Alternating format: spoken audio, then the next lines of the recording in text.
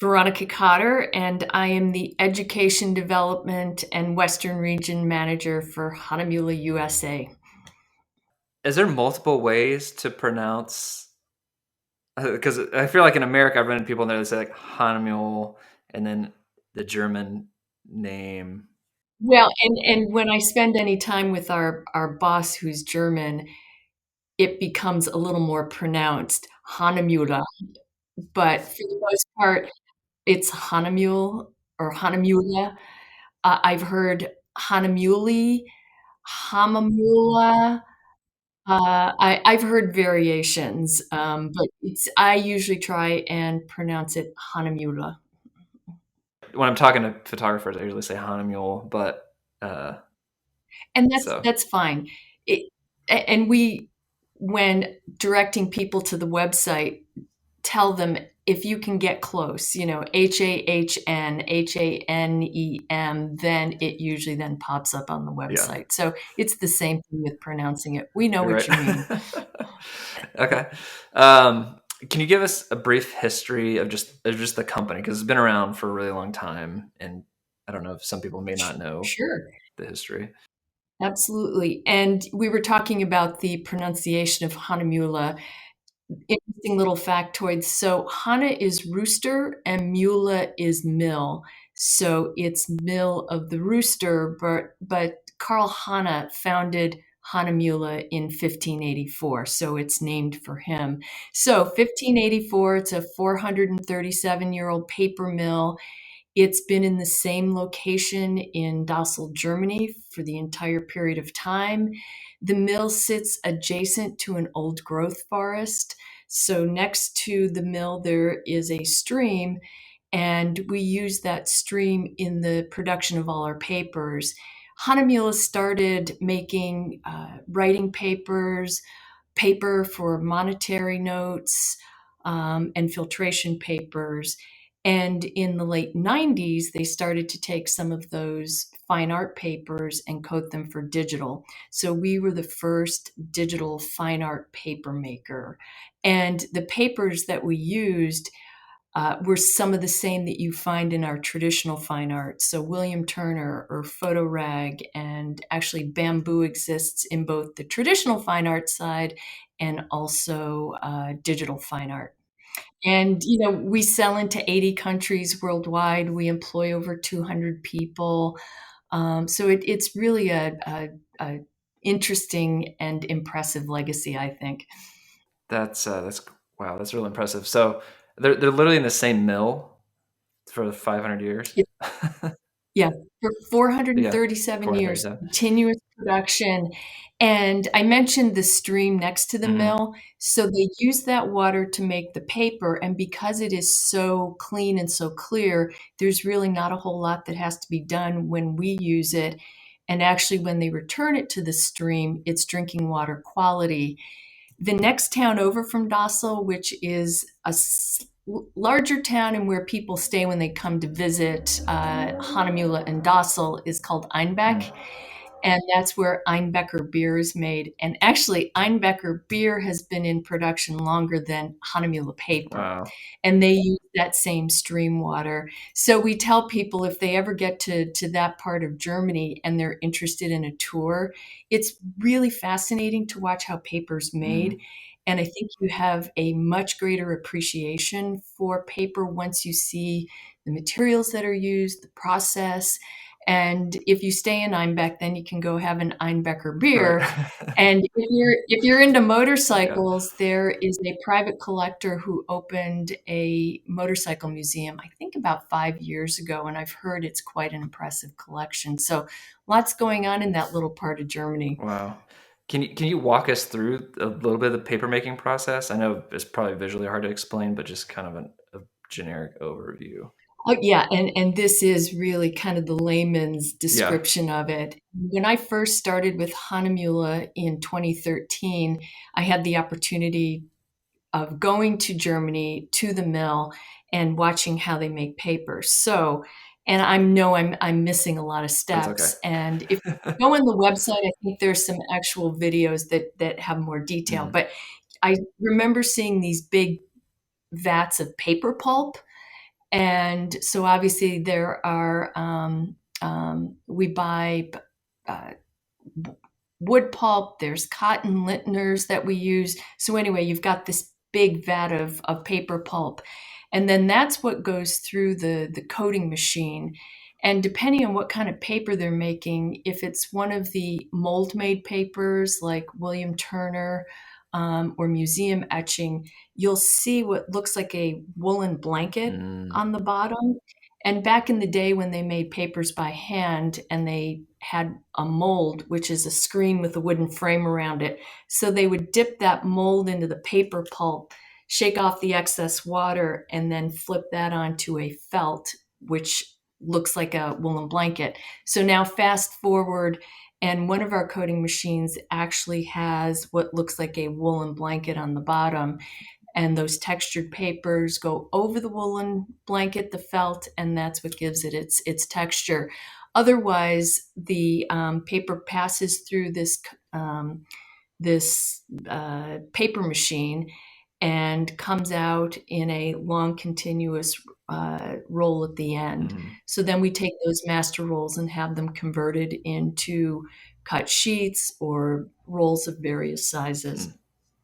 And as I said, I skipped a whole lot of Yeah, that's steps, fine. but um, yeah. And the Yeah. one thing that happened after I was there in 2013, they invested $750,000 in a infrared scanner, so it literally goes over the paper and looks for any little imperfections and can literally cut them out. Wow. Yeah, so that's one of the things that people have told me over the years, the consistency of the Mm, paper as you go from one box to the next, that it really maintains a high degree of consistency. And part of that is adjacent to the mill is our R&D department. And that's where Dr. Bourne and her group, they develop the coatings, they maintain the coatings, they do intermittent spot checks just to make sure that everything remains consistent. So, as I said earlier, if anyone ever goes to Germany with enough notice, we can set up a tour, and it really is fascinating to watch how paper is made, knowing that they've been doing it for 400 plus years. yeah. I know this it's kind of on my to-do list. So hopefully I can do that one day. So that would be amazing. Hahnemühle has a huge history of also like environmental policies. Mhm. Uh, Mhm. Tell us Mhm. about some of those. So, some of our papers are made from sustainably sourced fibers. Bamboo, which we've had for many years, and then a year and a half ago, we introduced agave and hemp, and those became the natural line. So bamboo shifted over into the natural line. But starting back in 2008, we started the Green Rooster Initiative. Mhm. So 5% of the profits from all of the green paper is directed toward both domestic and international environmental projects. So, for instance, there's a baby elephant rescue in Kenya. We did a project in Colombia to plant trees to prevent landslides. And there is a gorilla sanctuary in the Congo. So, a number of projects like that, both here and around the world. We use three products. So we use the here at the lab. We use the Museum Etching, the Ultra Smooth, and the Cézanne Hmm. Canvas, um, Hmm. and they're all three, cotton based. So kind of want to start just talking about the longevity and the benefits of just a cotton based paper versus maybe like something that's just all wood pulp or even a paper pulp. So, with our fine art papers, we have three categories of materials. There's cotton, there's alpha cellulose, which is refined wood pulp, and then, as we just discussed, the natural fibers, so agave, hemp, and bamboo. With any of our fine art papers and canvas, with pigment inks, we rate them at 100 years plus. So you've talked a little bit about the museum etching. I just kind of want to go through each of these three products that we offer, Sure. just to talk about the benefits. So um, I guess we'll finish up with the museum etching since we talked about it when we go into the other ones. So if Okay. you're at somewhere at a booth or something and somebody's interested in museum etching, like what are the first few things you tell them about the paper? In the range of textured papers, it has the least amount of texture, but I refer to it as having a subtle quality to it. It still has texture, but it's not as pronounced as, say, the William Turner or the Torsion. I love the fact that it's a 350, so it has a really good heft to it. And I think it lends itself well to displaying prints that aren't necessarily framed. More and more I'm beginning to see artists that will use a clip system or a magnet system, and you really need to have a paper that's going to withstand not having that structure of a frame. So that's one of the things I love about the museum etching. Museum etching comes in a decollage as well, which is beautiful to display in a float frame or freestanding. And there's just this handmade, beautiful quality to it that I just love. Mm-hmm. It's on my short list of favorite papers, but my short list continues to grow a Right. bit. And you mentioned the 350. So explain what that is for people that don't know. We'll see like a paper and it'll be like GSM after it. Like what is that? grams per grams per square meter. It's the weight of the paper, like the thickness of the Mm-hmm. paper. Our papers in the fine art range, anywhere from 265 all the way up to 350. And as you go through a swatch book, and actually, if you compare your museum etching to the ultra smooth, there's definitely a difference in that Mm-hmm. that half. Let's talk about the ultra smooth. What makes it different than the museum etching? Well, the Ultra Smooth is another one of my favorite papers, and I swear it's not because you use it. Um, Yeah. there's this subtlety, this beautiful, softer, velvety feel to it. And the reason I'm going like this, a few years ago at one of our trade shows, we had this stunning portrait of Scarlett Johansson in the booth, printed on Ultra Smooth, and you just kind of wanted to go up and say, "God, what beautiful skin she has! It's just it's so soft." Yeah. It's 100% cotton. It has what I would refer to as a neutral base tint, Mm-hmm. and it really has kind of a velvety feel to it. And I think it's true of all the papers, and perhaps especially so with the few, and Ultra Smooth is one of them. I have seen stunning black and whites, and I've seen beautiful color images as well. And I'm going to ask you a Yeah. question. Do you print both black and white and color on the Ultra Smooth? Mm-hmm. Yeah, we do. Yeah, yeah. So it lends itself well to both, and that's the wonderful thing about where we are as far as image making. I tell people most of my DNA is analog because I worked for Ilford, and prior to that, I worked for Oriental New Seagull, and it was either, well, you were printing black and white in the darkroom. So now it's okay, I have an image, I have a paper. Am I going to do black and white or am I going to do color? So it's really a remarkable time to be involved with image making. I agree. Yeah, a lot of the papers we do pick that we have at the lab are because they are very versatile. So we want to pick papers that don't Mm-hmm. really pigeonhole photographers into it Mm-hmm. really only works for this type of imagery. Right.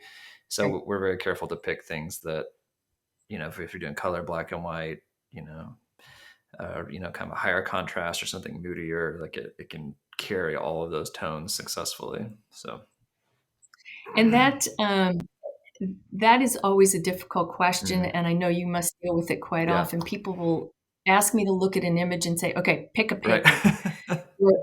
Or they'll say, "I do street photography or I do landscapes." Which paper? Yeah. Just pick one. Which paper? And I really agonize a bit because there are different options, and it's so often a personal Mhm. choice. You can kind of, and I'm sure you do, you kind of lead them into a direction or a choice, but ultimately it kind of has to connect with them. Yeah. Yeah, I think it's just explaining the different characteristics that each paper have, and Mhm, if you use this one, it has these things, or if you do this, it does this, and then ultimately let them mhm. choose based on that information. But that's kind of how we Right. guide those conversations. Yeah, yeah, yeah. Yeah. They're fun Yeah. conversations to have because it really gets people thinking about, base tint, texture, weight. I think they're Hmm. all important Hmm. considerations, and the more you get people thinking about them, the more they can have kind of that engaged conversation with you. Hmm. Yeah. Yeah, I agree. Let's talk about the canvas. So we tested all of your canvases. This was the one we settled on. But I want to let you talk about the Cézanne canvas and what makes it different than some of the other canvases in your canvas line. Well, it is as you said, it's 100% cotton, and it has you tested all of them, so Mm-hmm. you know as well as I do. Each canvas has a different weave to it. Mm-hmm. And this one, the Cézanne, has a very fine weave to it. It's the heaviest in the range. And once again, it reproduces color and black and white beautifully. It I used to, okay, I have an admission. I used to be kind of a canvas Yeah. snob. Once again, coming from the darkroom, I didn't get canvas. Mm-hmm. So, but I have seen some remarkable images reproduced on canvas, and I'm a believer now. I really do love canvas, and the Cézanne at 430 is the heaviest one in the Mm-hmm. range. Yeah. I mean, it's 430. The museum etching is like 350, so it's even. Mm-hmm. It's got some Mm-hmm. heft to it, and so we're hand stretching those on wood stretcher bars, but its pliability and its how it stretches is like Yep, amazing. it It's is. not like really, it's not like a rubber bandy or it's like woo, like but it has enough pull to it that it's just the nice, like the perfect amount, I would say. Mhm. And do you have, anyone that you're working with? Are they doing kind of a mixed media approach to the canvas? Are they adding any spot varnish or paint strokes? I've heard of people doing that Mm. as well, which I find fascinating. Yeah, not that I know of. We take your matte varnish and we Mhm, coat the canvas with it. mhm, So I don't know if mhm, somebody could add on top of that already. Um, mhm. but anything that leaves the lab for us has the matte varnish on it. Good, good, good. So. Yeah, we recommend that, and especially as you're doing wraps, it really helps to prevent cracking Hmm. or it gives it that extra layer of Hmm. protection. Yeah. What in terms of benefits of the varnish? Well, in terms of like cleaning it, what would you suggest people for that? As far as cleaning the image, just if you have a microfiber Hmm. cloth, I once had someone ask me if they could spray Windex on it Yeah. and then wipe it down, and I just I was like, no, probably no, not. no, just no, no, no. I'd recommend like a just a really light microfiber Hmm. cloth. Don't get too Yeah. crazy. And then we also used your protective spray on Hmm. um, Hmm. the museum etching and the ultra smooth. Ultra smooth, What are the yeah. benefits of the protective spray? It's especially good for uh, papers with texture Mm, because sometimes they have those loose cotton fibers and that really just puts them into place. But it gives longevity, UV protection. If the prints are going to be handled at all, it really helps with that. And that's more so with some of the glossy papers, but it does give it that extra layer of protection, both from handling and UV. So those are some of the benefits of spray. mm. So we have a lot of talkers. They're coming from other labs, and they're probably used to like more of a traditional luster print or silver halide print. Um, so and they're communicating to clients that haven't really been around cotton prints with like archival pigment Mhm. ink, and it's kind of a new world for some of the photographers, but also just for clients in general. Like the general public doesn't really touch and feel these products extremely often. Um, what are some things you would suggest for photographers to communicate to their clients of, you know, I guess some selling points or some differentiation points of like, oh, this paper is different because of this, versus maybe what you got from Shutterfly or something like that, you know? Well, and those that you mentioned, like a glossy or luster, we refer to those, and we do have glossy papers Mm, in the glossy fine art range. We have satin, we have pearl, but then there's a category of paper, and actually Hahnemühle has a photo range, and those are RC papers. And what you referred to with your glossy and luster, or even your machine prints, those are RC mm, prints. So they don't have the same longevity as the cotton papers or anything in our fine art range. So that's right off the bat probably the most important thing, the longevity. As I said, 100 years plus for our fine art papers. I think maybe 30 to 50 at the most with RC papers. And the thing that I brag about with Hahnemühle papers is we actually make the paper. There are companies that offer nice papers, but they don't make them. We make the paper, we develop the coatings, and I think that's an important legacy to share with clients. It's a beautiful range of papers. I think we have some truly unique papers. And we were the first to develop fine art digital papers in the late 90s and have just continued with that. And the PhotoRag 308, which is in that same range as the Ultra Smooth, is the most popular paper across all brands worldwide. And I think people, once they identify a few of our papers, they kind of standardize on those. mm, And when you say Hahnemühle, even if people don't print with that paper or don't print at all, they know the name. mm, And we also have a great reputation on the traditional fine art side as well. We have a complete range of artist papers for watercolor, pastel, acrylics, gouache. We have sketchbooks. We have canvas on the traditional fine art side. So it it is a company that has been focused on fine art for 400 plus years. yeah, you guys know what you're doing. That's for sure. That's awesome. Mhm, mhm. Fantastic. Well, I admire the fact that that people are interested in printing. I think the fascination with looking at everything on a screen, kind of been there, done Mm, that, and it is. I'm sure you see this where perhaps you've worked with clients that haven't printed at all or haven't printed in a long time, and you show them the work, and it's almost like an epiphany when they see the print.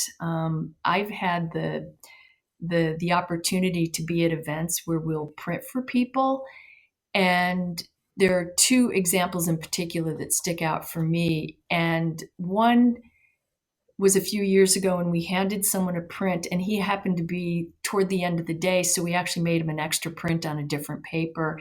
And he was off to the side, and I couldn't gauge his body language. And I went over to him and I said, "Is everything okay? Do you like your prints? We can do them again if you don't." And he looked up at me and he says, "I've never seen my work printed mm, before." And I don't want to overstate it. I almost thought he was going to cry. He was just having this moment with the work, and that is what's great about a lab like Musea, is that you can provide that experience and that level of fine art work for people that don't want to do it for themselves. So, I appreciate the fact that you see the importance of print and work with your clients to kind of realize how they see their work. mm. Thanks. Yeah, yeah. So I feel like we're in an interesting point in kind of the photo land where it's, I learned on darkroom and film and everything, but so I was trained a certain way. But there's a lot of photographers in business now that they were just learned on digital, self-taught, and which is amazing. But there's just benefits to print, that high quality print that's like Mhm. really meant for art, meant to be in galleries and museums. And so it's can be a new world for people, but seeing the quality, yeah, like you're saying, it can just it can take their breath away. And for me, it feels like it's like the final step in the artist's creative process. So it's like it's something's been finally been born, it's brought to life, and it's in the world now versus just floating around in pixels. So It's true. We could probably talk about this for the next hour, but how do you show somebody a hard drive 20 years from now? And what's to say something didn't corrupt that hard drive? But if you have a print, that's something that you can refer to from now until the end of time. I mean, I have a print on my wall that I purchased 40 years ago, and it's right over there. And I look at it almost every day, and I love it as much as the day I bought it. It's a Morley Bear mm, silver gelatin black and white print. I love it. I love it. And I'm surrounded by digital prints, and I don't look at them in the context of that's silver gelatin, that's photo rag, ultra smooth. I look at them because they're beautiful prints, mm, and you can kind of see behind me. yeah, I just love to have work in every space in my house. yeah, yeah. They add yeah, a lot of warmth and character to your space, physical space, and Mhm. personality that you can buy cheap art from other places, but it's just when it's your images that are important to you or art that you like that inspire you on a daily basis, it really adds to your surroundings and living space. So And it adds to your well-being. yeah. So many of these, there is a good story behind Hmm. it, and there's a photographer behind it who we may have a special relationship with. So it's kind of the big picture of what these all mean to me. But you mentioned something earlier about digital natives that they never spent time in the darkroom. But it's interesting, and you probably know this because you have that association to analog. Younger people are really embracing film Hmm. big time. The under 30 crowd account for a good portion of Ilford's Yeah. business. So it's fun to see them being so curious to explore image making. Hmm. I Who knows if they get the opportunity to go in the darkroom, but they certainly have options, digital output options. So once again, it is just the most amazing time to be involved with image making and printing. Yeah. Awesome. Thank you so much. I really appreciate your Good. time. Thanks, Michael. Thanks much. Take care. All right.